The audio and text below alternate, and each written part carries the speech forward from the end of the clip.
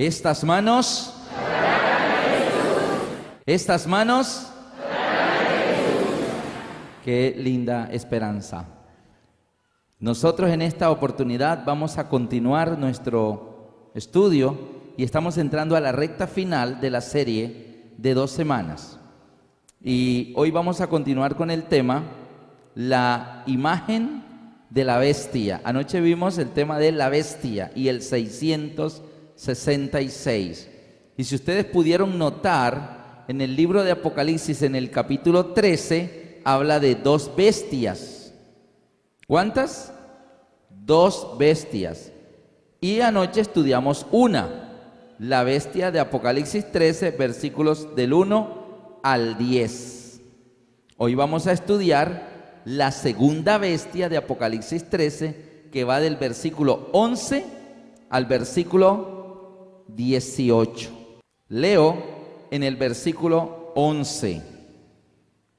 Después vi otra bestia que subía de la tierra y tenía 2 cuernos semejantes a los de un cordero, pero hablaba como dragón, y ejerce toda la autoridad de la primera bestia en presencia de ella, y hace que la tierra y los moradores de ella adoren a la primera bestia, cuya herida mortal fue sanada. También hace grandes señales, de tal manera que aún hace descender fuego del cielo a la tierra delante de los hombres, y engaña a los moradores de la tierra con las señales que se le ha permitido hacer en presencia de la bestia, mandando a los moradores de la tierra que le hagan imagen a la bestia que tenía herida de espada y vivió. Y se le permitió infundir aliento a la imagen de la bestia para que la imagen hablase e hiciese matar a todo el que no la adorase, y hacía que todos, pequeños y grandes, ricos y pobres, libres y esclavos, se les pusiese una marca en la mano derecha o en la frente, y que ninguno pudiese comprar ni vender sin el que tuviese la marca o el nombre de la bestia o el número de su nombre. Los demás textos del capítulo los vimos ayer. Ya por lo menos hoy iniciamos nuestro estudio con un conocimiento básico de ayer, y es que cuando la Biblia utiliza la palabra bestia, quiere decir un ¿qué? Un reino, un poder, es una potencia mundial. Y ahora en el versículo 11 habla de otra bestia, aparte de la que vimos ayer. Ayer vimos el poder de la primera bestia, Roma papal, que en el transcurso de más de 1500 años de historia hemos visto 12 características en el tema anterior, y que el único poder en la tierra que cumple las 12 características es justamente el papado. No el papa, porque el papa es una persona que vive 70, 80 años, pero aquí nos hablan de un poder que gobernaría 42 meses, 1260 años, y una persona no alcanza a vivir 1260 años. Así que no es la persona, el Papa, sino el poder, la organización mundial, político-religiosa, el papado, que sí tiene un periodo desde el siglo IV hasta nuestros tiempos de más de 1500 años. Durante los 1500 años, más o menos 1500 años, se cumplen estas 12 características que vimos en el tema anterior. Ahora estamos iniciando la segunda bestia. Dice el versículo 11, después, significa que esta bestia surge posterior a la primera. Cualquiera que sea este poder, se levantaría después del papado. Por eso dice el versículo 11, después vi a otra bestia, otro poder mundial, que subía de la tierra. Antes tenemos que ponernos en contexto con el versículo anterior para ver el momento del surgimiento de este segundo poder, la segunda bestia. Si ustedes miran el versículo 10, viene mostrando el momento cuando la primera bestia, es decir, el papado, recibe la herida de muerte que se cumplió en la Revolución Francesa. Dice el versículo 10, si alguno lleva en cautividad, va en cautividad. Si alguno mata a espada debe ser muerto. Aquí está la fe y la paciencia de los santos. Es decir, si alguno mata a espada muere. Si alguno lleva en cautividad, él también termina siendo llevado en cautividad. El 10 de febrero de 1798, cuando el general Berthier entra en la ciudad de Roma, va a donde el Papa Pío VI, las tropas francesas invaden el lugar y el general Berthier le lee al Papa Pío VI una orden de arresto firmada por Napoleón. Napoleón ordena traer al Papa preso a París. El general Berthier quitó el anillo pontificio al Papa Pío VI y declaró terminado el poder temporal del papado. Los territorios, grandes cantidades de tierra que el papado había recibido como donaciones de los reyes de Europa, llamados territorios pontificios, fueron decomisados. Así que esas grandes cantidades de hectáreas de cultivo y de tierra trabajada que le daban al papado poder económico, le fueron quitados. Y allí se cumplió que el papado recibió una herida de muerte. ¿Está bien? Entonces, ¿qué se está cumpliendo en el versículo 10? Si alguno lleva en cautividad, va en cautividad. Es decir, el papado que durante 1260 años y a través de la Inquisición había llevado a muchos en cautividad, ahora él mismo estaba siendo ¿qué? Llevado en cautividad. El poder romano papal que a través de la Inquisición había llevado a muchos a la muerte por la espada, ahora en la Revolución Francesa muchos también fueron ¿qué? Muertos. Así que este versículo 10 nos coloca en el momento histórico 1798, cuando el papado fue llevado en cautividad y cuando muchos en la Revolución Francesa murieron. 1798. Es en ese tiempo cuando el apóstol Juan, en su visión de Apocalipsis 13, ve el surgimiento de la segunda bestia. Quien quiera que sea la segunda bestia, este segundo poder, se levantaría posterior a 1798, cuando el papado estaba siendo llevado en cautividad. Versículo 11. Después vi otra bestia que subía de la tierra. Ahora bien, la primera bestia, ¿de qué parte del mundo surgió? ¿Quién recuerda? Del mar. ¿Qué representa el mar? Muchedumbres, naciones, pueblos y lenguas. Si el mar representa muchedumbres, naciones, pueblos y lenguas, notemos que la segunda bestia no se levanta del mar. ¿Se levanta de dónde? De la tierra. ¿Qué representará en la profecía la tierra?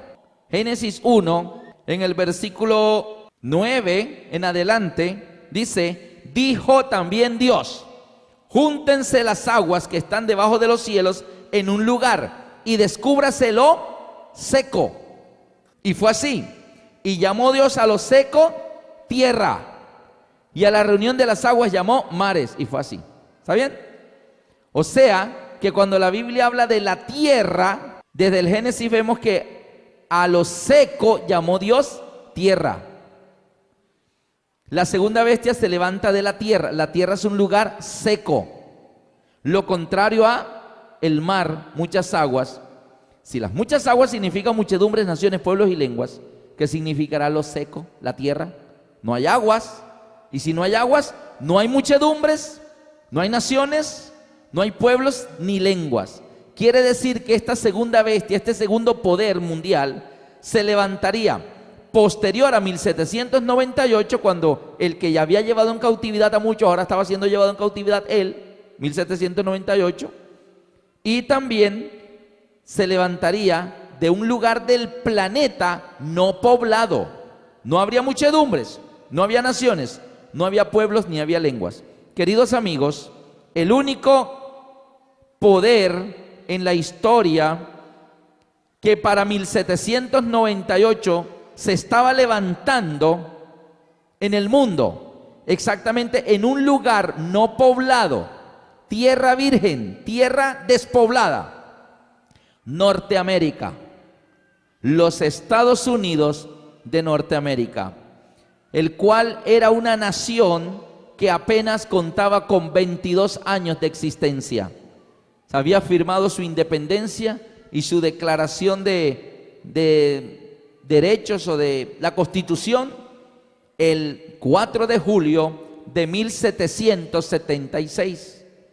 Y para 1798 el papado recibe la herida mortal y ya se estaba levantando en un lugar no poblado, seco, tierra, los Estados Unidos de Norteamérica.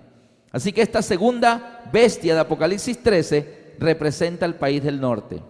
Imposible fuera que aparecen en las profecías los imperios más poderosos: Babilonia, Medo-Persia, Grecia, Roma, los 10 pueblos de Europa de la Edad Media: vándalos, ostrogodos, visigodos, érulos, burgundios, lombardos, anglosagones, ostrogodos, lombardos, suevos, y que en el tiempo del fin, en la época que vivimos, que es la época de la segunda venida de Cristo, la época de la séptima iglesia de la Odisea, donde la potencia mundial es los Estados Unidos de Norteamérica, y no aparezca en la profecía. Pues sí, Señor, ahí está en la profecía. La segunda bestia que se levanta para más o menos 1798 en un lugar del planeta no poblado. Y América del Norte no estaba poblado, estaba apenas siendo colonizado. Apenas estaban llevando, digamos, a cabo los primeros asentamientos de las ciudades. Ahora bien, ¿qué apariencia tiene esta bestia que representa a los Estados Unidos? ¿Qué apariencia tiene? ¿Tenía 7 cabezas, 10 cuernos? ¿Tenía eso? No, ¿qué tenía? ¿Cómo era esta segunda bestia? Dice que tenía 2 cuernos semejantes a los de un cordero. Y aquí se nos presenta una combinación bien rara, una combinación bien extraña. ¿Cuál es la combinación? Que tiene apariencia de cordero, pero hablaba como dragón. Ahora yo quiero que ustedes analicen ustedes mismos. Cuando ustedes encuentran en la Biblia la palabra cordero, ¿a quién simboliza en la Biblia el cordero? ¿A quién? Cristo Jesús. Así que este poder, Norteamérica, sería un poder cristiano. Y efectivamente, quienes estaban colonizando Norteamérica eran los protestantes que habían huido de Europa por las persecuciones de la Inquisición y de los reyes, y ellos vienen a refugiarse en esta tierra nueva donde no había reyes ni papas, y ellos, cuando comienzan a formar esta nación, dicen: aquí nadie va a coartar la libertad de nadie. Esto se llama tierra de la libertad. Y comienzan y se forma la nación con las distintas garantías de derechos de libertad. El país de los Estados Unidos. Libertad de culto, libertad de expresión. Porque ellos sabían lo que era la opresión, porque sus antiguos antepasados habían venido huyendo de un lugar donde la intolerancia no les dejaba servir a Dios como la Biblia enseña. La Constitución de los Estados Unidos, hecha prácticamente con la Biblia abierta, estampados los principios de libertad que están en la Biblia. Por eso el país tiene representado como un cordero, es un poder cristiano, el protestantismo de Norteamérica. Gente que vino con el firme deseo de obedecer la Biblia, donde nadie los molestara, donde pudieran orar, cantar himnos, donde pudieran alabar a Dios, donde pudieran servir como la Biblia enseña, y no escondiéndosele a la iglesia romana. Y es interesante que la Constitución de los Estados Unidos, la primera enmienda, es la libertad de culto. Cuando el presidente Ronald Reagan todavía estaba en su segundo periodo presidencial, mandó al Congreso de los Estados Unidos un proyecto de ley.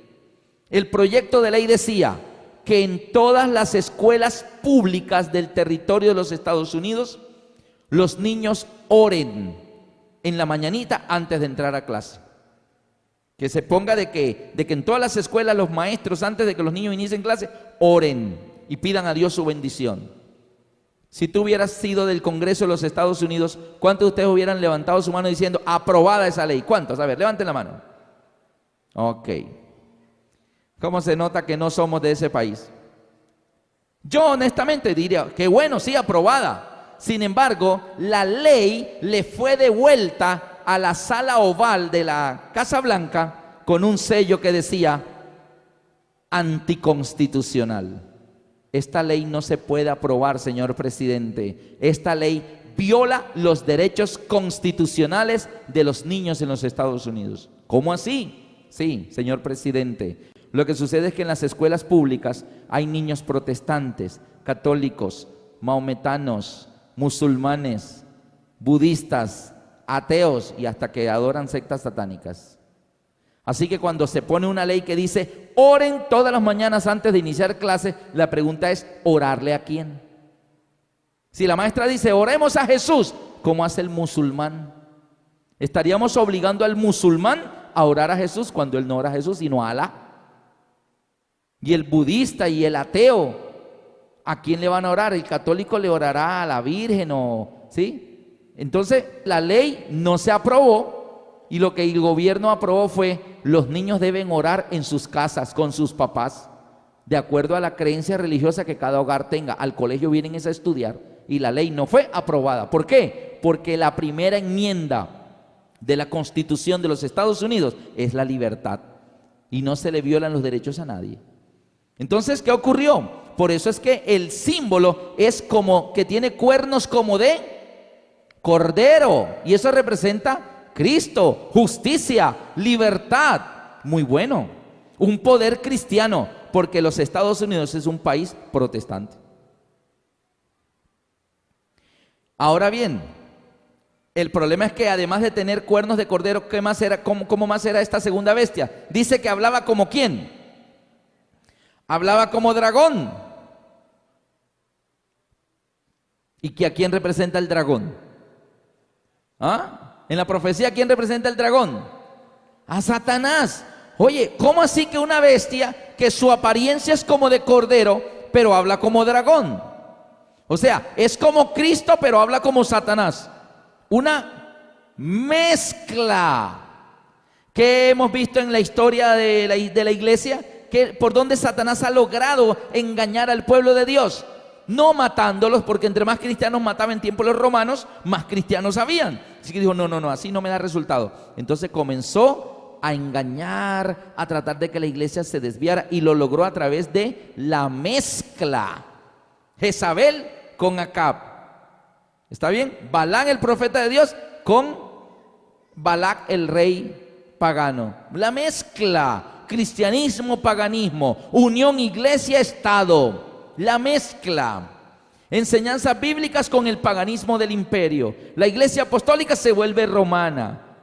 El imperio que era pagano se volvió sacro imperio romano. O sea, la mezcla. Y ahora con el protestantismo, que originalmente llega a Norteamérica a cumplir la palabra de Dios, a ser fiel a Dios con los principios que tenían de la palabra de Dios, ahora también viene a correr el peligro de la mezcla. La mezcla.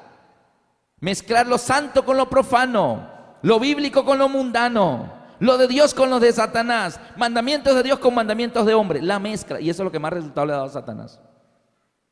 Y es un amplio porcentaje del cristianismo el que hoy en día está viviendo una fe de mezcla, donde no es netamente bíblico y tampoco netamente mundano, es una mezcla. Y nos sentimos contentos, aleluya, alabado sea Dios, soy cristiano. Y Satanás contento porque te ha dado un vaso de leche con 3 gotitas de cianuro. Y tú, leche pura, vida saludable. No. ¿Y qué estás llevando allí? La mezcla, la leche saludable, pero el cianuro no. Y ahí está la mezcla. Mucha Biblia, unos cuantos errorcitos por allí coladitos. ¿Cómo habla el dragón? Yo al principio, cuando yo leí esta parte de la Biblia, tenía cuernos como de cordero, pero hablaba como dragón. Yo imaginaba, habla como dragón, o sea, esa fiereza del dragón así, amenazante. Pero después me fui a la Biblia, no, un momentico, no hace fieros ni nada. ¿Cómo habla el dragón? Así que yo me puse a pensar, ¿cómo habla el dragón? A ver, ¿dónde encontramos al dragón hablando por primera vez en la Biblia? La serpiente que hablaba con Eva. ¿Y cómo habla el dragón? El dragón habla: ¿con qué Dios os ha dicho que no comáis de ningún árbol? Ah, no, serpiente, de todo árbol podemos comer menos de este, ni tocarlo porque morimos. Error, nunca hables con la serpiente. Lo que pasa es que Dios sabe que el día que comas de esto fruto, tus ojos serán abiertos y seréis como Dios. Mira cómo habla el dragón.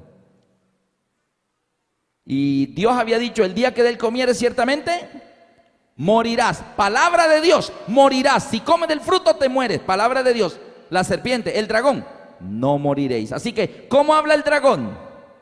El dragón habla contradiciendo lo que Dios ha establecido. Así habla el dragón. Dios dijo: el día que comas morirás. La serpiente dijo: no moriréis. Así que el dragón habla contradiciendo la Biblia, contradiciendo lo establecido por Dios. Vamos a ver si el protestantismo de Norteamérica está cumpliendo ese principio, esa señal de la Biblia de que se parece a Cristo, es un poder cristiano con la Biblia y todo, pero cuando habla contradice a Dios. ¿Qué día dice Dios que hay que guardar? ¿Cuál? Sábado. ¿Y qué dice el protestantismo? Que el domingo. ¿Está contradiciendo a Dios? ¿Cómo más habla el dragón? Busquemos en Juan 8:44. Jesús le dice a unas personas: vosotros sois de vuestro padre el diablo, y los deseos de vuestro padre queréis hacer. Él ha sido homicida desde el principio. Todavía aquí no nos ha dicho cómo habla. Y no ha permanecido en la verdad, porque no hay verdad en él. No permanece en la verdad. Estuvo en la verdad, caminó en la verdad, pero de un momento a otro se salió. No ha permanecido en la verdad. Y dice la Biblia, cuando habla, esta es la parte que nos interesa, ¿cómo habla el dragón? Cuando habla, ¿cómo habla? Mentira de suyo habla, porque es mentiroso y padre de mentira. Así que el dragón habla, primero, contradiciendo a Dios. No moriréis. Dios había dicho: te mueres. No se mueren, tranquilo. Dios dijo sábado. No, domingo. A Dios lo que le interesa es que le guardemos un día. Cualquier día. Si tú quieres el jueves, Él acepta el jueves. Yo no sé en qué versículo han leído eso. ¿Cómo habla? Contradiciendo a Dios. Y también ¿cómo habla? Mintiendo, engañando. Y eso Jesús ya nos lo había advertido cuando todavía estaba viviendo en esta tierra. Jesús lo advirtió. En Mateo 24, los discípulos dicen: maestro, dinos, ¿cómo vamos a saber cuando esté cerca la fecha de tu venida? Y Jesús les dice en Mateo 24, versículo 4, respondiendo Jesús les dijo: mirad que nadie os engañe. ¿Quién es el que engaña? Satanás, el dragón, porque él habla mentira. Mira que nadie os engaña. Y Jesús advierte en el versículo 5: porque vendrán muchos en mi nombre. Cordero. Vendrán muchos en mi nombre. Ahí está la parte de cordero. En el nombre de Cristo, cordero. Diciendo: yo soy el Cristo. Ahí está el cordero. Y a muchos engañarán. Dragón. La mezcla que se parece cristiano, pero engaña, estaba anunciada por Jesús mismo desde los evangelios. Vendrán muchos en mi nombre diciendo: yo soy el Cristo. Ahí está el cordero. Y a muchos se engañarán. Dragón. Mateo 24:24. Porque se levantarán falsos cristos y falsos profetas.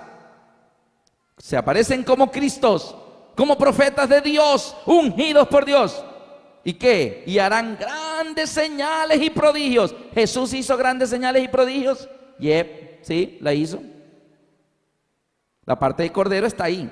¿Y qué más? De tal manera que engañarán. ¿La parte de qué? Dragón. ¿Sí ven la mezcla? Se presentan como cristianos, Biblia en mano, todo, pero te están diciendo cositas que no son verdad. Y a muchos se engañarán, inclusive si fuera posible, aún a los escogidos. El versículo 25 dice: ya os lo he dicho antes, como quien dice, te lo advertí, te avisé del cerdo en la carretera, no me quisiste escuchar, te estrellaste, pero yo te avisé. ¿Se acuerdan del ejemplo del cerdo? Y esto de la mezcla aparece en otros pasajes de la Biblia. Busquen conmigo en Mateo 7, 15 y 16. Mateo 7, 15 y 16. Guardaos de los falsos profetas que vienen a vosotros vestidos de oveja. Ahí está la parte de cordero. ¿Vestidos de qué? De oveja. Pero por dentro son ¿qué? Lobos rapaces. Ahí está la parte de dragón. Estaba advertido por Jesús. La verdad es una sola. Se anuncian los evangelios, se anuncia en el Apocalipsis, en Daniel, muchas profecías, pero están enseñando una sola cosa. La historia de la humanidad solo es una. Por fuera como ovejas, pero por dentro lobos rapaces. Una bestia con 2 cuernos semejante a cordero, pero hablaba como dragón. Jesús nos lo está avisando. Mira que ya os lo he dicho antes. En el versículo 20. Así que por sus frutos los conoceréis. Mire cómo podemos identificar. ¿Por qué? Por los frutos. En el versículo 20, los frutos nos hablan que hay en el fondo. Hechos 20, 29 y 30. Porque yo sé que después de mi partida, ¿se acuerdan que Pablo escribió que antes de la venida del Señor habría una gran apostasía? ¿Sí? ¿Se acuerdan? Y vendría el hijo de perdición. Y Pablo está diciendo, yo sé que cuando ya yo no esté aquí, yo sé que cuando ya yo haya muerto y ya yo no esté por aquí para meterles unas cartitas y advertirles bien las cosas como son. Yo sé que después de mi partida, dice Pablo, entrarán en medio de vosotros, ¿qué? Lobos rapaces, dragón, que no perdonarán al rebaño. Y de vosotros mismos se levantarán, ¿qué? Hombres, se levantarán de entre vosotros mismos, o sea, serán de adentro del propio pueblo de Dios, de la iglesia misma. De vosotros mismos se levantarán hombres. Ahí está la parte de cordero, cristianos con cuernos como corderos, o sea, se aparecen como Cristo. Pero ¿qué harán estos hombres perversos? Versículo 30, y de vosotros mismos se levantarán hombres que hablen cosas perversas, que arrastrarán tras sí a los discípulos. Bueno, está avisado. El Señor lo avisó. Si está pasando, fuimos avisados. Lo que sucede es que a veces nosotros queremos cambiar lo de Dios. Yo no. Que cambie Dios, yo voy bien. Miren esto. La Biblia, la luz de Dios, son como principios inamovibles. Y los principios no cambian, debo cambiar yo. 2 acorazados, 2 naves de guerra de la Armada de los Estados Unidos, estaban en una práctica naval de navegación nocturna y en medio de condiciones de neblina en alta mar. En cierto momento de esos 3 meses, estaba cayendo ya casi la noche. Una densa neblina comenzó a cubrir la nave, por lo que el capitán, era en realidad un almirante, el del acorazado colocó vigías en los puntos estratégicos del acorazado y puso vigilancia en el radar porque estaban haciendo navegación nocturna y con neblina. Y de eso se trataba la práctica naval. De repente el vigía de uno de los lados del barco gritó, luz a babor, luz a babor. El almirante miró y dijo, ¿en qué posición? Y dijo, a 20 grados a babor. Y acercándose, el almirante toma su binocular y ve la luz. Entonces, la luz se viene acercando, o sea, vamos a chocar. Así que el almirante llamó a un marino especializado en mandar señales con unas luces que parpadean y dijo, mande este mensaje. Por favor, con las luces, cambie su rumbo 20 grados a estribor. La lucecita comenzó a parpadear de aquel lado y también comenzó a contestar, no, cambie usted el rumbo 20 grados. Y el almirante dijo, ¿qué? ¿Que contestaron que cambiáramos nosotros? No. A ver, vuelva a mandar el mensaje. Marino, soy un almirante. Cambie usted 20 grados el rumbo. La lucecita parpadeó. Soy un marino de 3ª clase. Cambie usted el rumbo 20 grados. Y que se ha creído, y el almirante se fue enfureciendo. Mande el mensaje. Cambie usted 20 grados. Soy un acorazado. Y miraron la lucecita y la lucecita parpadeó. Cambia usted su rumbo 20 grados. yo soy un faro. Y el faro no puede moverse de la roca, está ahí fijo. Y el almirante le dijo al timonel, cambie 20 grados que vamos a chocar. Queridos amigos, Dios nos da su luz y a veces pretendemos que Dios tiene que cambiar. Dios me tiene que entender. No, yo soy así, así me quedo. Dios me entiende. Mira, vas a chocar. Dios te está mandando la luz para que cambies el rumbo.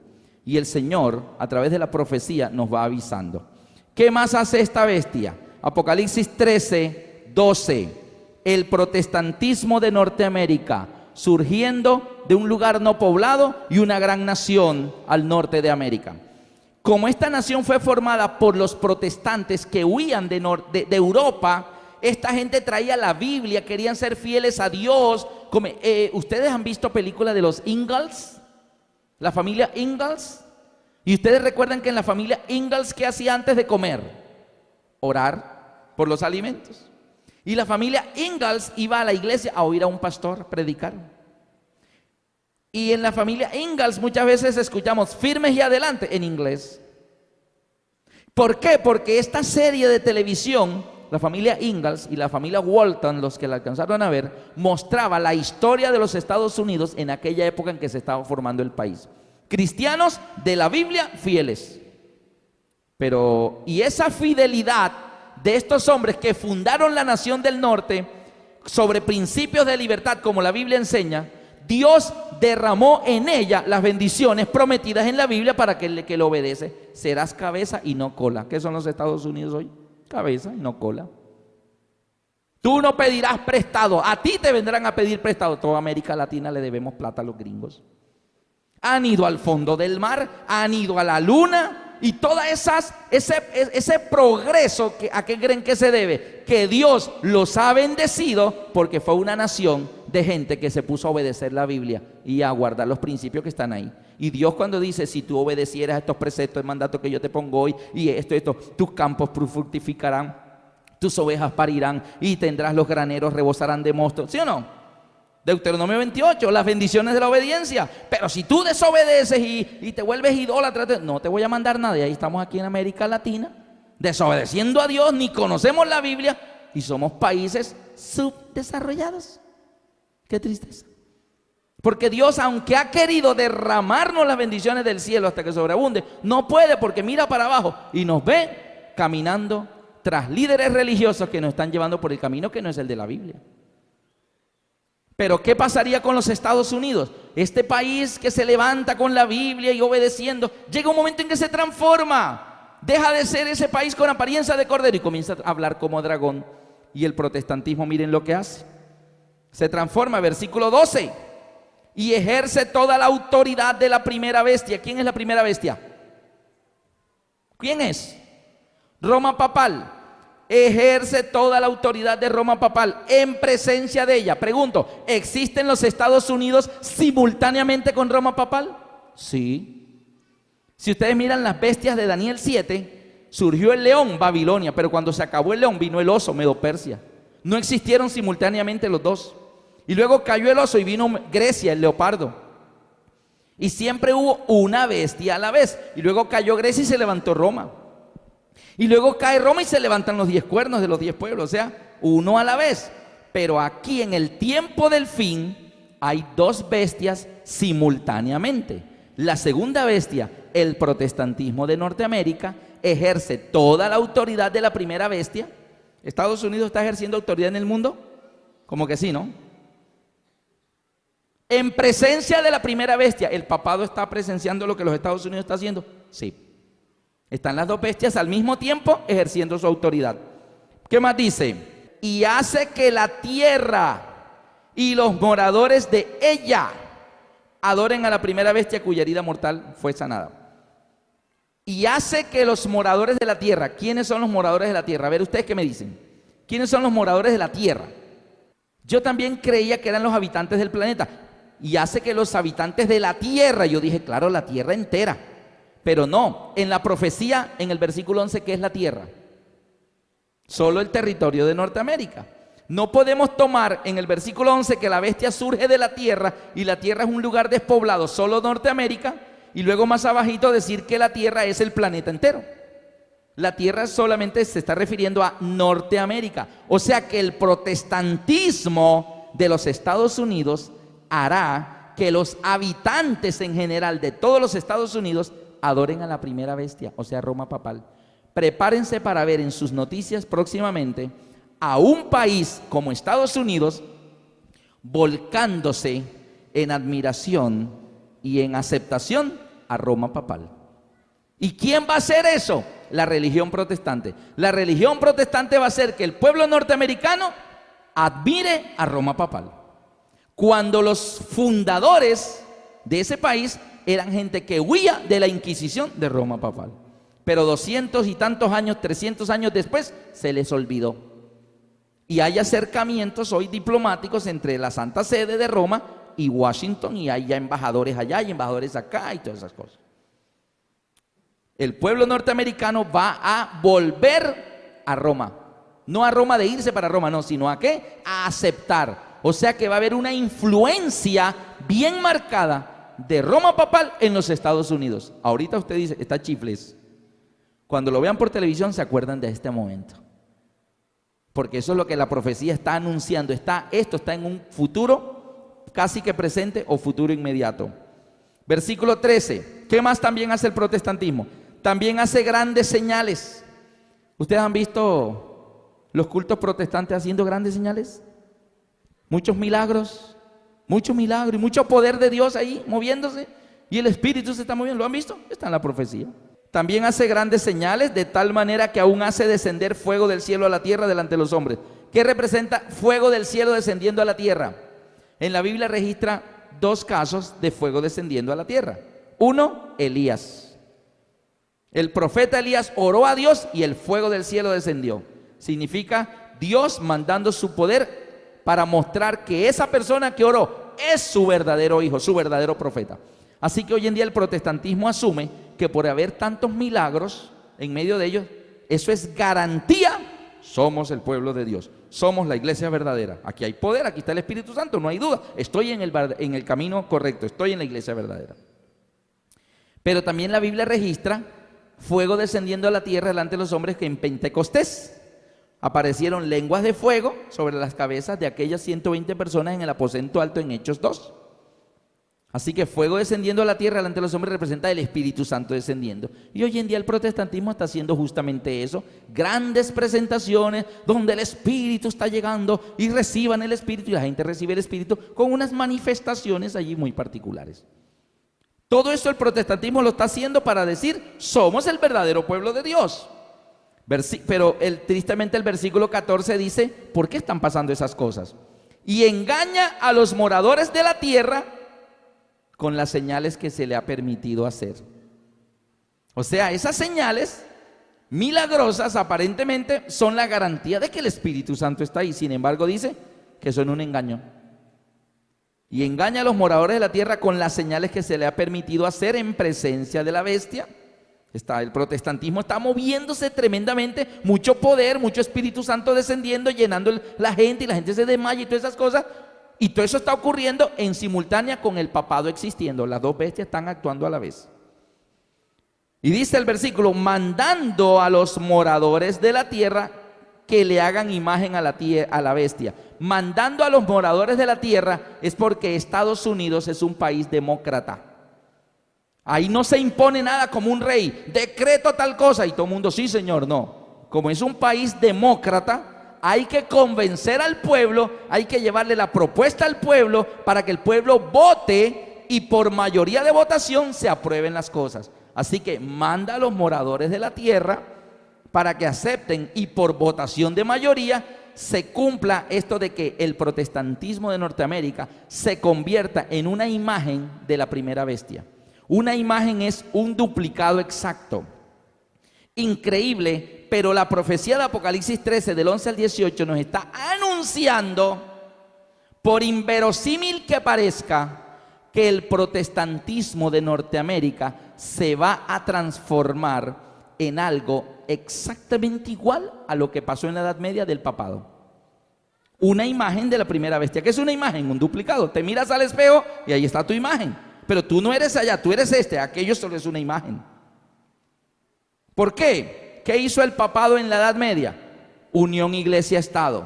Constantino dijo a los dirigentes, vengan acá y ayúdenme a gobernar. Yo quiero que ustedes sean mis consejeros de gobierno. Hoy en día el protestantismo tiene partidos políticos cristianos que están asumiendo cargos de gobierno, están entrando a la política y muy pronto van a tener muchos cargos de poder en la política, de gobierno, de senadores y todas esas cosas. Y están los ministros del protestantismo entrando al gobierno. Como en la Edad Media, los altos dignatarios de la iglesia, Constantino dijo, vengan acá y gobiernen conmigo. Roma papal aceptó que quitaran el sábado de Dios y que Constantino pusiera el domingo. El protestantismo está negando que el día del Señor es el sábado y está diciendo, no, es el domingo, igual que Roma papal lo hizo en la Edad Media. Roma papal se volvió intolerante. El protestantismo se va a volver intolerante. Al punto que aquí dice que hará que la imagen de la bestia hable y haga matar al que no la adore. Es decir, el protestantismo se va a volver, como en la Edad Media fue el papado, de ordenar la sentencia de muerte para el que no se someta a los designios de este gobierno mezcla cristiano político.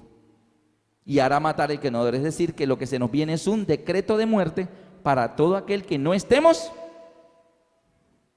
aceptando las imposiciones que estos dirigentes religiosos ahora en cargos políticos traten de imponer.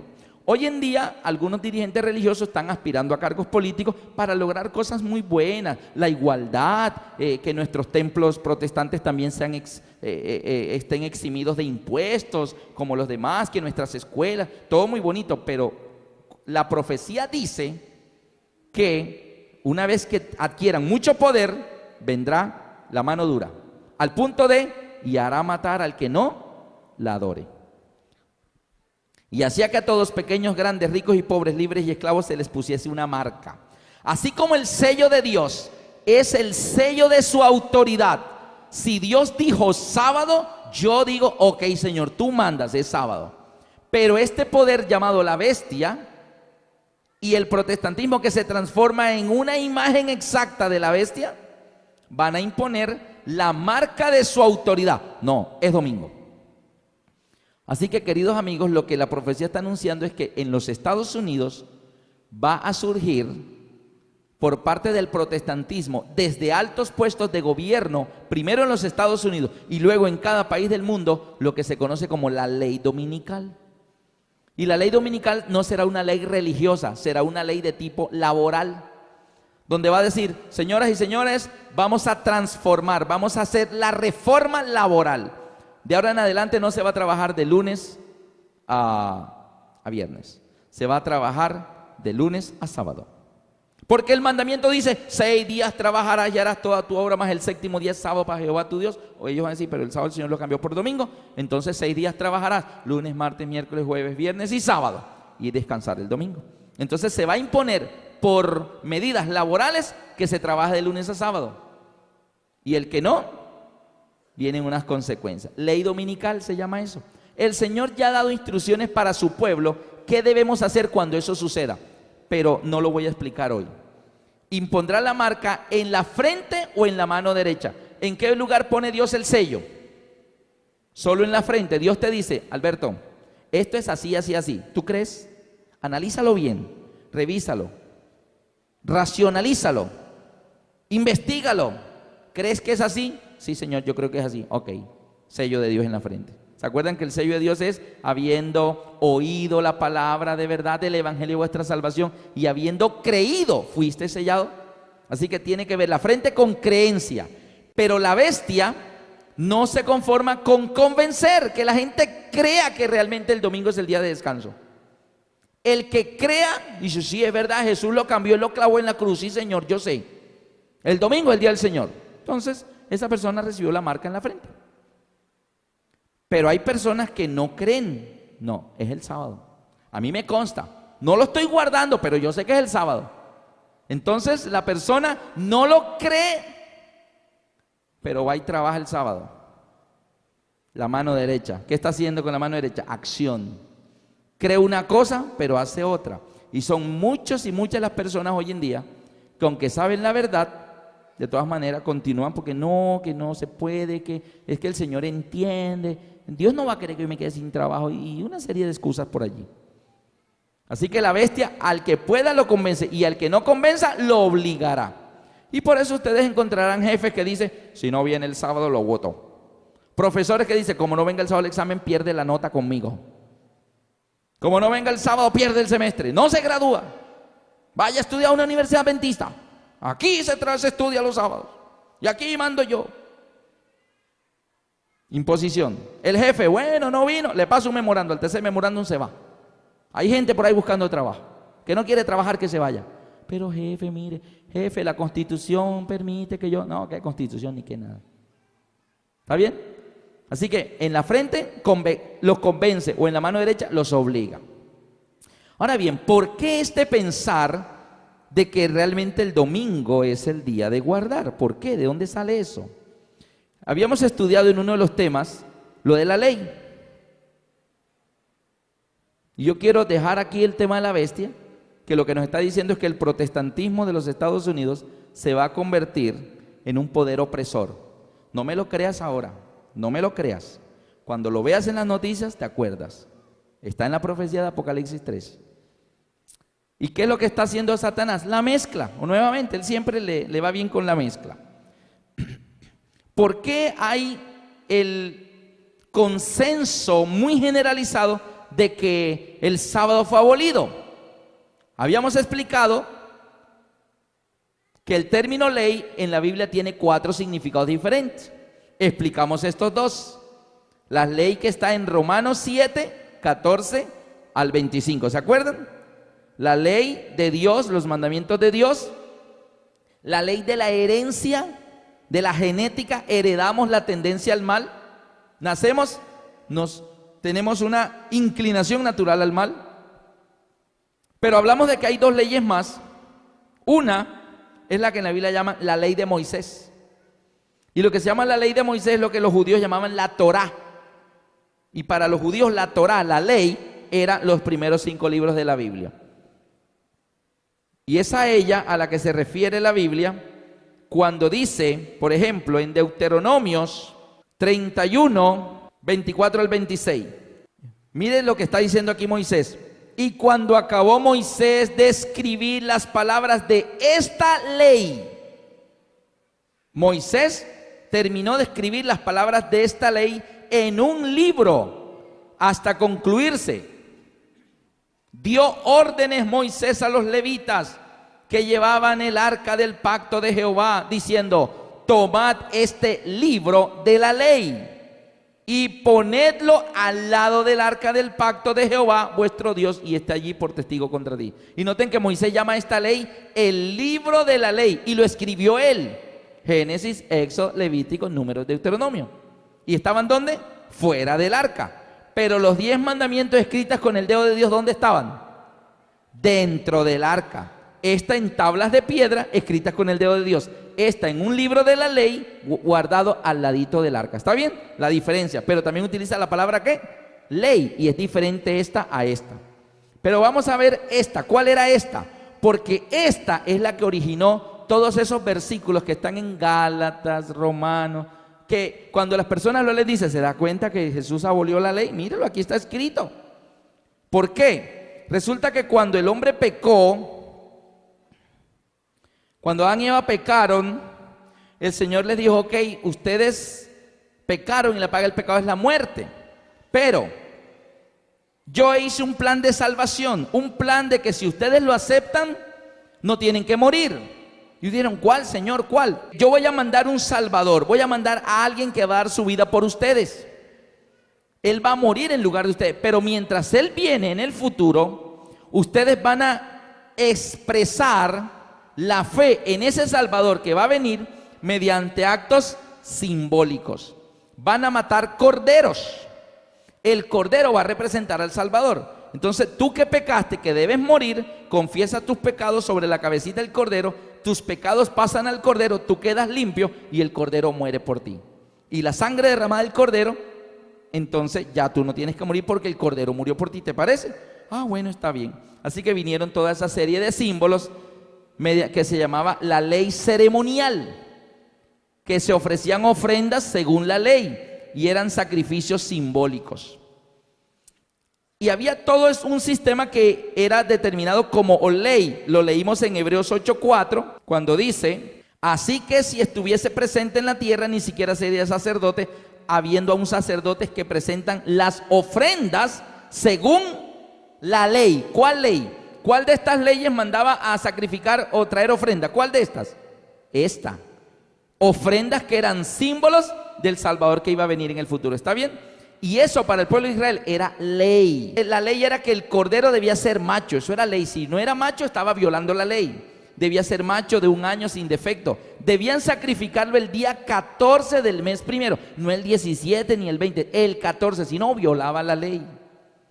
Y había todo un calendario de fechas especiales, de celebraciones del santuario, que representaban dentro del plan de salvación algo bien bonito, pero que eran símbolos de actos futuros donde el Salvador vendría a morir por nosotros. Y dentro de esas fechas especiales habían días, por ejemplo, yo quiero que busquen conmigo en Levítico 23, versículo 5 en adelante. En el mes primero, a los 14 del mes, entre las 2 tardes, Pascua es a Jehová. Mes primero, día 14, caiga el día de la semana que caiga, a veces caiga lunes, a veces caiga jueves, pero mes primero, día 14, Pascua es de Jehová. Versículo 6, a los 15 días de este mes es la fiesta solemne de los panes sin levadura a Jehová. 7 días comeréis panes sin levadura. El primer día tendréis santa convocación, ningún trabajo de siervo haréis. Cuando Dios le ordena al pueblo de Israel que ese día no debían hacer ningún trabajo, le estaba diciendo que ese día era un día de reposo. Y la palabra reposo en hebreo es Shabbat. Pero nota que el Shabbat que Dios está ordenando aquí era el día 15 del mes primero, caiga el día de la semana que cayera.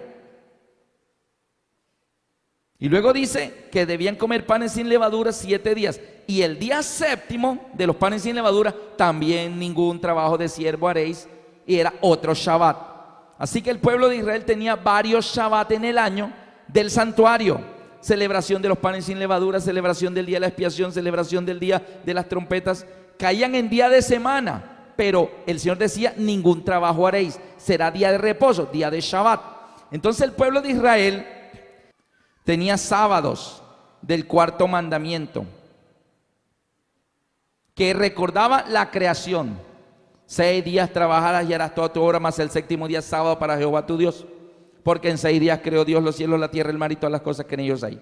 Sábado de la ley de Dios. Y habían otros sábados de la ley de las ceremonias del santuario, que se llamaban sábados ceremoniales, que caían el día 15 del mes primero, el día 21 del mes primero, y así en días diferentes del calendario de los símbolos del santuario. Ahora bien, 2 clases de sábado. Grabado por Dios en las tablas de piedra, recuerda la creación. Y estos sábados que caían día diferente al 7º día. A veces coincidía que caía el 7º día. Cuando Cristo muere en la cruz, todo lo que eran símbolos, todo ese sistema del santuario, que eran símbolos, desaparecen. ¿Está bien? Y miren ustedes, por ejemplo, lo que dice Hebreos 9, versículo 1. Ahora bien, aún el primer pacto tenía ordenanzas de culto y un santuario terrenal. Aún el primer pacto, mire qué es lo que es el primer pacto. Todo el sistema simbólico que mostraba a través de distintas ceremonias rituales y que eran hechos en días de Shabbat, que podían caer martes, jueves, porque era el día 15 del mes primero, el día 21 del mes primero, y así. Todo esto es sistema de culto, dice aquí, tenía un santuario terrenal.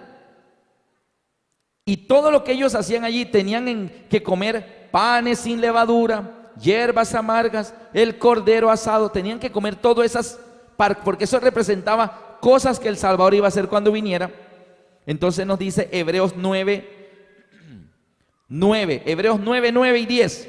lo cual es símbolo para el tiempo presente, según el cual se presentan ofrendas y sacrificios que no pueden hacer perfecto en cuanto a la conciencia al que practica ese culto. Eran todos cosas simbólicas.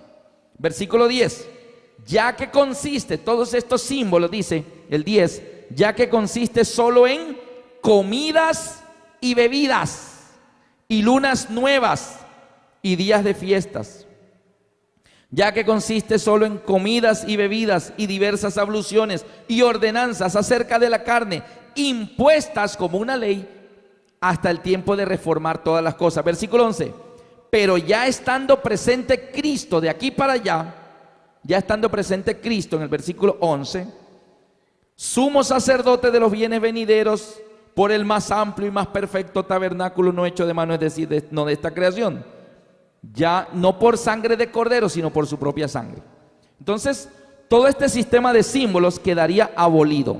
Entonces, cuando Cristo muere en la cruz, no más símbolos, no más corderos, no más hierbas amargas, no más panes sin levadura. Entonces Cristo clavó en la cruz esta ley, la naturaleza pecaminosa, que era una maldición para nosotros. Cristo con su muerte en la cruz nos libró de la maldición de la ley. ¿Cuál de estas cuatro es una maldición? Esta, la tendencia a querer lo malo, malos pensamientos y el pecado y todas esas cosas ahí. ¿Y qué más quedó abolido en la cruz? Todo el sistema de sacrificios, ofrendas, hierbas amargas, todas esas cosas. Toda esta ley ya no se necesitaba. ¿Y qué pasó con estos sábados? Había que seguir guardando el día 15 del mes primero, el día 21. Ya no. Entonces Cristo abolió estos sábados, pero no este, porque la ley de Jehová permanece para siempre. Y esta ley también permanece, porque hay un versículo en la Biblia que dice: séquese la hierba, marchítese la flor, mas la palabra de Dios permanece para siempre. Cristo no anula el Génesis, no anula la creación del hombre, no anula la historia de los patriarcas, los profetas, no anula nada de esto. El pueblo de Israel pasando por el Mar Rojo, eso no lo anula, eso es historia real. Así que lo que queda abolido es esto y esto. ¿Cuál era el problema que había en el pueblo de Israel? ¿Cuál era el problema, queridos amigos? El problema era que cuando la iglesia comienza a desarrollarse, cuando la iglesia comienza a crecer y Pablo comienza a predicar en las fronteras y en el extranjero, muchos griegos comenzaron a creer, efesios, gálatas, corintios, filipenses, colosenses, gente extranjera. Ellos no eran israelitas, ellos entran a la iglesia. Por ejemplo, el carcelero de Filipos dice: varones hermanos, ¿qué debo hacer para ser salvo? Y Pablo le dijo: cree en el Señor Jesucristo y serás salvo tú y tu casa. Eso es todo. Sí. ¿Me tengo que circuncidar? No. ¿Tengo que comer hierbas amargas, cordero asado? Nada de eso. Solo cree en el Señor Jesucristo y serás salvo tú y tu casa. Ya no necesitas cumplir todas estas cosas. Con creer en Jesús ya eres salvo, porque ahora somos salvos en base a la realidad. Ya no se necesitan más que símbolos. Entonces ese hermano entró a la iglesia. Cuando la iglesia se reunía en grandes concilios a adorar, se sentaba un hermano de origen judío y al lado se sentaba un hermano colosense, juntos en la iglesia, ambos cristianos. El hermano judío también era cristiano. El hermano judío también era cristiano, se había bautizado en Pentecostés y había creído en Jesús y había pedido perdón y todo. Era cristiano, era de la iglesia apostólica, pero era de origen judío. Sacarle a ese judío toda esta cantidad de creencias que había tenido desde niño. Él creyó en Jesús, se bautizó, pero acá seguía ¿qué? Creyendo que tenía que el día 14 del mes primero ir por su corderito y matarlo, y el día 15 comerse los panes sin levadura, y que había que guardar el Shabbat de los panes sin levadura. Entonces le dice al hermano colosense: oiga hermano, mañana es Shabbat, cuidado, va a abrir la panadería, voy a pasar por su casa a las 10 de la mañana, como la tenga abierta va a ver, lo acuso en la iglesia para que lo borren. Y el hermano colosense: pero hermano, ¿cómo que mañana es Shabbat? Mañana es jueves. No hermano, mañana es Shabbat y tiene que comer hierbas amargas y panes sin levadura y cordero. ¿De qué me está hablando? ¿Cuál Shabbat mañana, hermano? Mañana es jueves, yo mañana tengo que vender panes. Y entonces el hermano colosense quedaba todo confundido y el hermano de la iglesia, que era de origen judío, quería que el hermano que era cristiano también, pero que era de origen extranjero, se sometiera a todo esto, porque él lo seguía guardando. Entonces Pablo le escribe a los colosenses en el capítulo 2, Colosenses 2, 16. El hermano colosense: Pablo, me van a borrar en la iglesia porque abrí la panadería el jueves. Ay, ¿qué pasa, hermano? ¿Por qué? Sí, hermano, es que mire que me dijeron que era Shabbat. ¿Cuál Shabbat? Era jueves, Pablo, era jueves y me borraron en la iglesia. Y ven acá. ¿Y qué fue lo que te dijeron allá para borrarte? No, que tenía que comer hierbas y unas cosas raras ahí. Ah, ya entendí. No te preocupes, hermano, no te preocupes, yo te arreglo ese problemita. Entonces llega Pablo y le escribe a los colosenses. Y les dice en el Colosenses 2:16: por tanto nadie os juzgue en comidas o en bebidas. Y hay hermanos que leen eso y dicen: uy, listo, puedo comer cerdo, tan rica la chuleta. Cristo me hizo libre de la ley, puedo comer lo que yo quiera. Nadie juzgue en comidas o bebidas. Me puedo tomar una que otra cervecita. Lo que es pecado es emborracharse, pero 2 o 3 ahí no hacen daño. Porque aquí dice: nadie juzgue en comida o bebida. No, hermano, Pablo está hablando: nadie juzgue en comida o bebida. Acuérdense que todo el culto de este sistema consistía en comidas y bebidas. Acuérdense que lo leímos en Hebreos 9 y 10, y diversas abluciones. Así que tranquilo, nadie, le dice a los colosenses: nadie juzgue en comida o bebida, ni lunas nuevas, ni días de fiesta, ni sábados. Estos sábados, tranquilo, hermano, abra su panadería el jueves, que eso no es sábado ya. Era sábado antes, pero ya no. Pero este sábado no. Este es el de la creación y este es el del cuarto mandamiento. Este no está abolido, este sí. ¿Se dan cuenta de lo que pasaba? Así que la situación era esa. Ahora, algunas personas me han dicho: Alberto, lo que pasa es que el Señor tenía un pacto, y el pacto era la ley de Dios, lo guarda los mandamientos, la letra. Pero cuando Cristo murió en la cruz, clavó la ley en la cruz y ya no hay que guardar los mandamientos, porque ahora estamos bajo el nuevo pacto. Yo quisiera terminar diciéndoles cuál es el antiguo pacto y cuál es el nuevo pacto. Abran conmigo su Biblia en Deuteronomios 4. Deuteronomios 4, versículo 13. Y él os anunció su pacto, el cual os mandó poner por obra los 10 mandamientos y los escribió en 2 tablas de piedra. ¿Cuál era el primer pacto? Y él os anunció su pacto y él os mandó poner por obra los 10 mandamientos y los escribió en 2 tablas de piedra. Ahí ese es el pacto de Dios. En el Antiguo Testamento, los 10 mandamientos escritos por Dios en 2 tablas de piedra. Ahora, ¿qué es el nuevo pacto? Busquen conmigo en el libro de Hebreos, capítulo 8, versículo 10. Hebreos 8:10. Por lo cual este es el pacto que haré con la casa de Israel después de aquellos días. ¿Cuándo? Después de aquellos días, después de la muerte de Cristo, el nuevo pacto. ¿Y cuál es el nuevo pacto? Pondré mis leyes en su mente y sobre su corazón las escribiré, y yo seré a ellos por Dios y ellos me serán a mí por pueblo. Ahora bien, ¿qué es el nuevo pacto?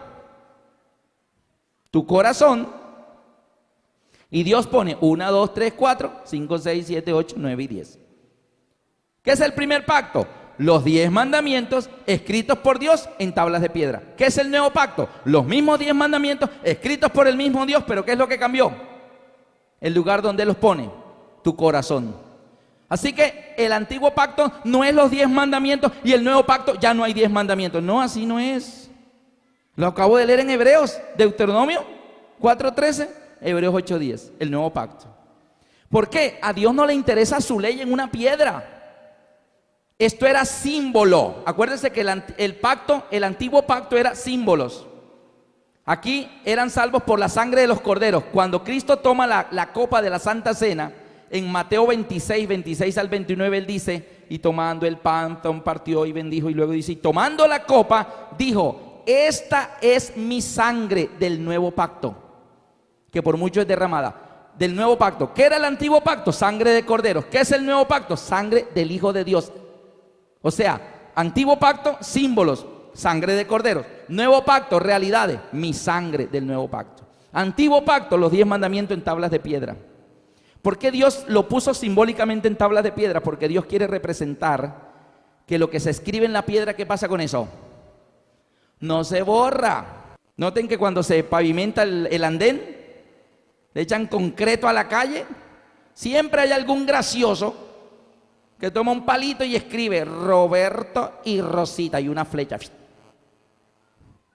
Se secó ese concreto y eso quedó para siempre, Roberto y Rosita. Después Roberto termina con Rosita y se cuadra con María. Y viene Roberto con María, que a mí se acuerda que en esa calle dice Roberto y Rosita, así que le da la vuelta a la manzana a María. Así que Dios quería mostrar, yo quiero poner mi ley en un lugar donde no se borre, y lo puso en tablas de piedra. Pero a Dios lo que realmente le interesa es que su ley esté escrito ¿dónde? En tu corazón. Nuevo pacto. Antiguo pacto, simbólico, circuncisión del prepucio. Realidad, circuncidaos vuestro corazón. Así que el antiguo pacto, símbolos. El nuevo pacto, realidades. Así que ¿cuál fue la ley que fue clavada en la cruz? Fue clavada en la cruz la ley de la tendencia al mal y todo lo que era el sistema de leyes ceremoniales. Ahora estamos bajo el sistema de las realidades, hermanos y amigos. Yo quisiera que ustedes pensaran bien. Dios quiere hacer pacto contigo. Y cuando Cristo venga, en Salmo 55 dice que le dirá a sus ángeles: juntadme mis santos, los que hicieron conmigo pacto con sacrificio. Yo no sé cuántos de ustedes quisieran en esta noche venir aquí adelante para decir: Señor, ese pacto que tú estás haciendo conmigo, yo quiero, Señor. Yo quiero hacer pacto contigo. Cuando Cristo venga, dirá a sus ángeles: juntadme mis santos, los que hicieron conmigo pacto con sacrificio. Yo quisiera invitarles a orar aquí adelante. Querido Dios y Padre Santo que estás en los cielos, que la honra y la gloria y la alabanza sean solamente para ti, Señor. Te agradecemos porque tú extiendes todavía el tiempo de gracia un día más, porque tú estás esperando que cada uno de nosotros decidamos poner nuestras vidas en tus manos y permitir que tu Espíritu Santo entre en nuestros corazones y tú comiences a transformar nuestras vidas plenamente. Permite, Señor, que cada uno de nosotros podamos ser sellados y que el pacto que tú has hecho a través del sacrificio de tu Hijo Jesús en la cruz con nosotros pueda ser un pacto, Señor, que nos permita a nosotros también participar de la salvación. Nos ponemos en tus manos, recíbenos y perdónanos nuestros pecados. Gracias por escucharnos, lo pedimos en el nombre de tu Hijo, Cristo Jesús. Amén.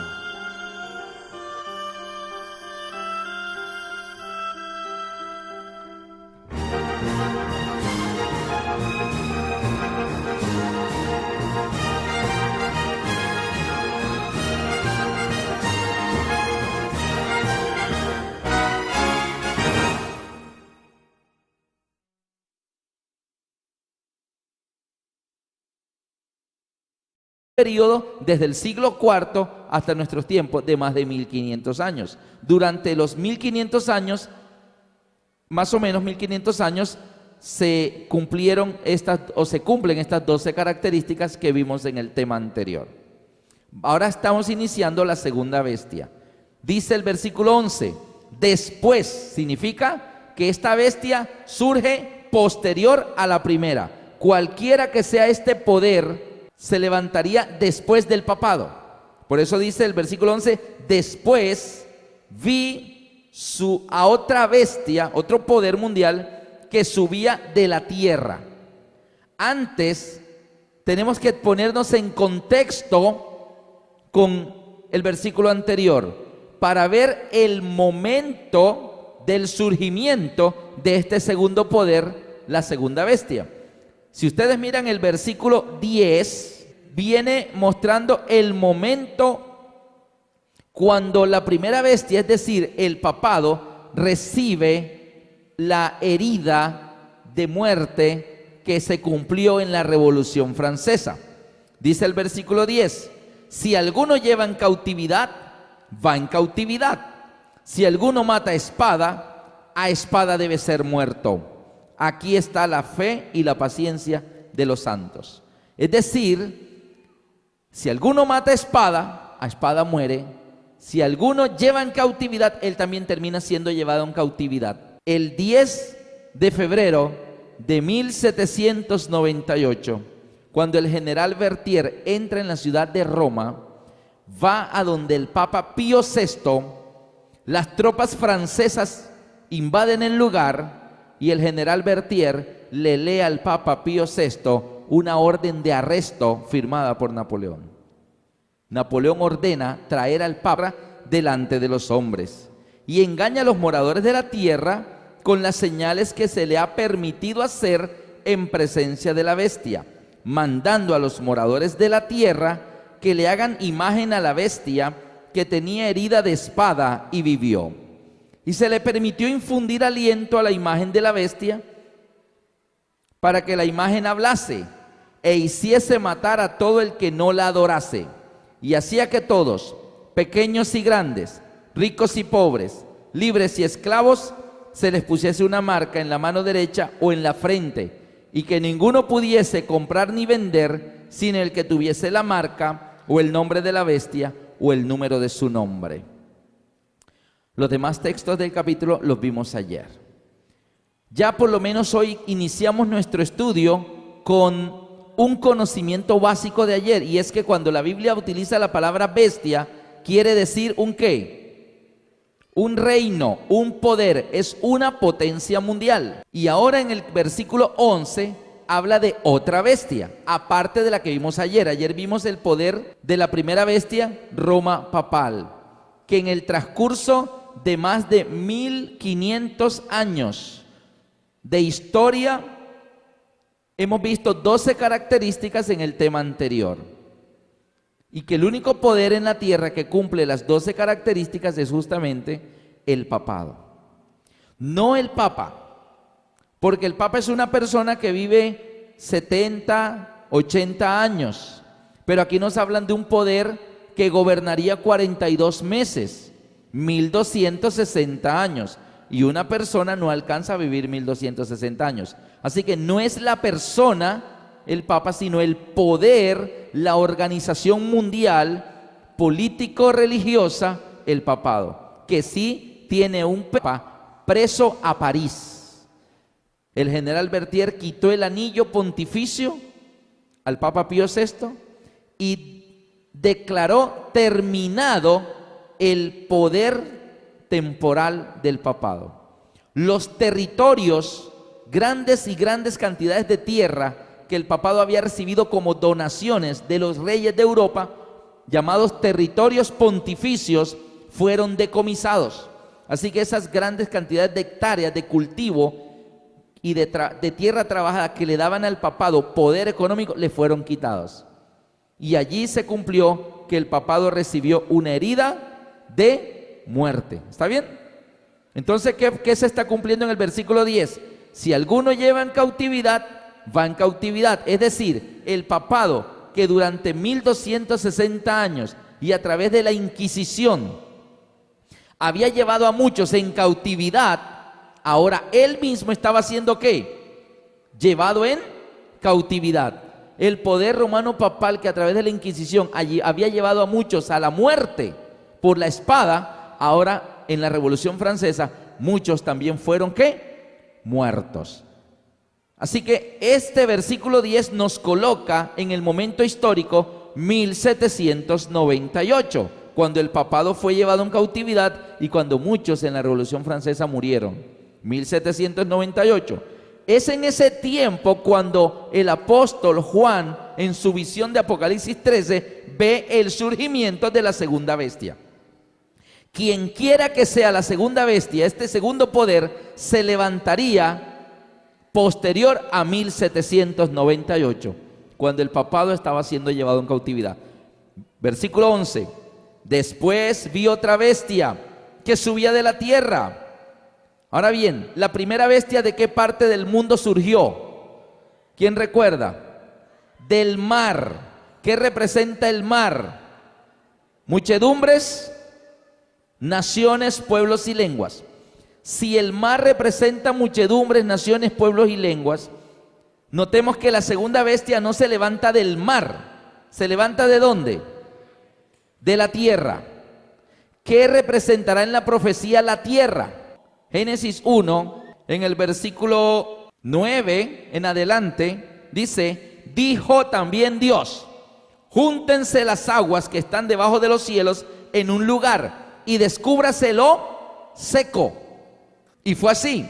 Y llamó Dios a lo seco tierra, y a la reunión de las aguas llamó mares. Y fue así. ¿Está bien? O sea, que cuando la Biblia habla de la tierra, desde el Génesis vemos que a lo seco llamó Dios tierra. La segunda bestia se levanta de la tierra. La tierra es un lugar seco. Lo contrario a el mar, muchas aguas. Si las muchas aguas significan muchedumbres, naciones, pueblos y lenguas, ¿qué significará lo seco, la tierra? No hay aguas. Y si no hay aguas, no hay muchedumbres, no hay naciones, no hay pueblos ni lenguas. Quiere decir que esta segunda bestia, este segundo poder mundial, se levantaría posterior a 1798, cuando el que ya había llevado en cautividad a muchos, ahora estaba siendo llevado en cautividad él, 1798, y también se levantaría de un lugar del planeta no poblado. No habría muchedumbres, no había naciones, no había pueblos ni había lenguas. Queridos amigos, el único poder en la historia que para 1798 se estaba levantando en el mundo, exactamente.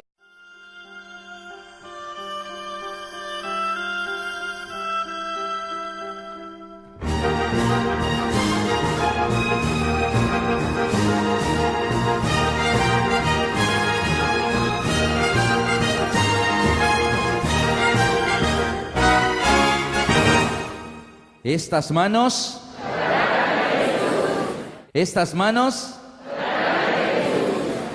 qué linda esperanza. Nosotros en esta oportunidad vamos a continuar nuestro estudio y estamos entrando a la recta final de la serie de 2 semanas. Y hoy vamos a continuar con el tema, la imagen de la bestia. Anoche vimos el tema de la bestia y el 666.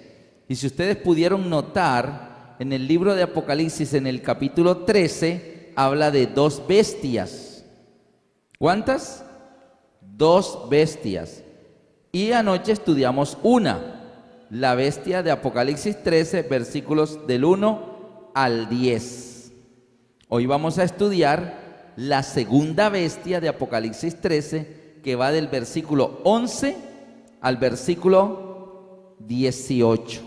Leo en el versículo 11. Después vi otra bestia que subía de la tierra y tenía 2 cuernos semejantes a los de un cordero, pero hablaba como dragón, y ejerce toda la autoridad de la primera bestia en presencia de ella, y hace que la tierra y los moradores de ella adoren a la primera bestia, cuya herida mortal fue sanada.